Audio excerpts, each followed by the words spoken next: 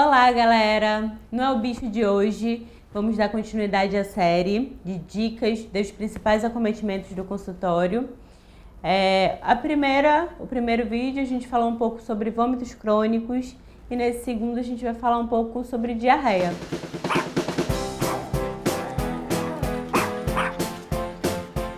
A primeira dica que eu dou para todos os tutores é tenha em casa um probiótico. Então, o que é um probiótico? Probiótico é um pool de bactérias benéficas, né? Toda vez que acontece algum problema de diarreia, a principal coisa que nós sabemos é que o intestino está com a flora desbalanceada. Então, no intestino tem bactérias benéficas, tem alguns fungos que fazem parte da flora intestinal e que ajudam, inclusive, na imunidade, né? Hoje em dia a gente já sabe que o intestino é um dos órgãos mais importantes para o nosso corpo, porque se ele não estiver íntegro, nada está bem. A absorção não acontece de uma forma efetiva, isso afeta a imunidade, inclusive a imunidade precisa da ação do intestino também.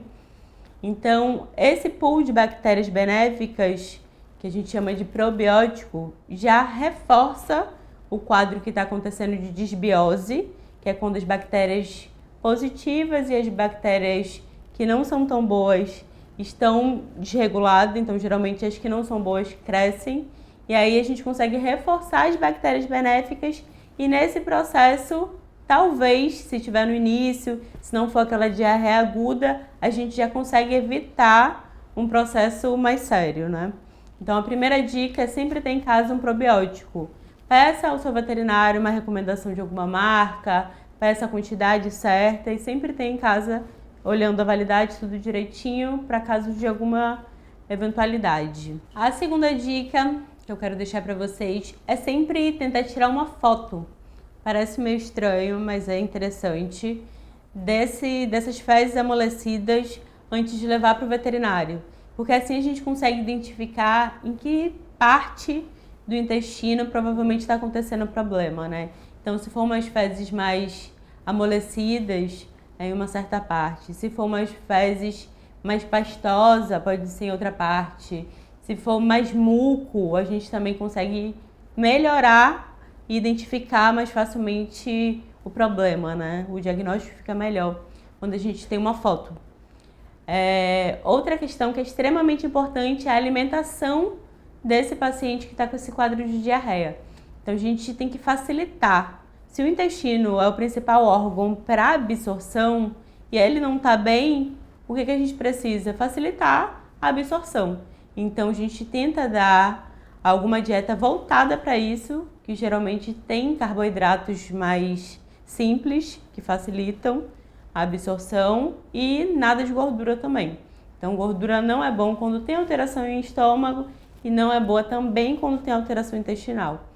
Então, sabe aquela história antiga de quando você também está com diarreia, que é arroz branco, frango?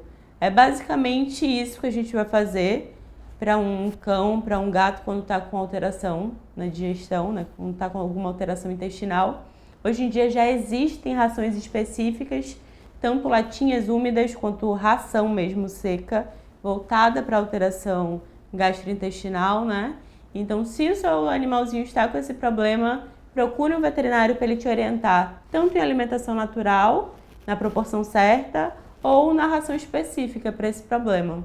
Porque se ele continuar comendo a ração que ele já está habituado, talvez piore essa situação, ele fique desidratado e o problema se agrave. Uma outra dica bem legal é plantar em casa graminhas. Hoje em dia nos pets já existem as graminhas prontas, mas você também pode pegar milho de pipoca normal, colocar numa terrinha e ele cresce super rápido e é super palatável.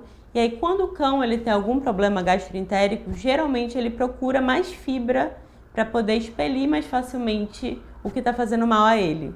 Então a grama geralmente é a primeira coisa que eles vão procurar. E se for uma grama que a gente sabe que não está contaminada, que não está suja, a gente não piora o quadro dele.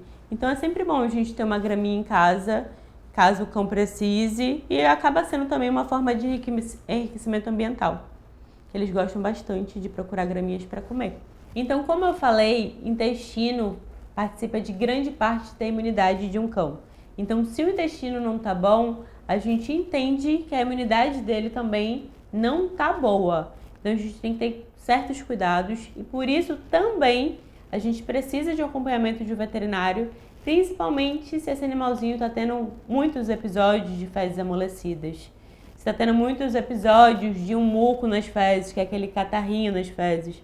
Às vezes pode ser causado também por alguma intolerância alimentar, alguma hipersensibilidade alimentar. Então a gente tem que ter cuidado com os petiscos que a gente dá, sempre olhar o rótulo, ver a composição de tudo que a gente ofertar para o nosso cão.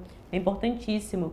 Muitas vezes a gente olha à frente, tem aquele chamariz parecendo que é o produto mais natural do mundo, mas quando a gente olha o rótulo, tem lá 1000 componentes que a gente nunca nem ouviu falar naqueles nomes, né?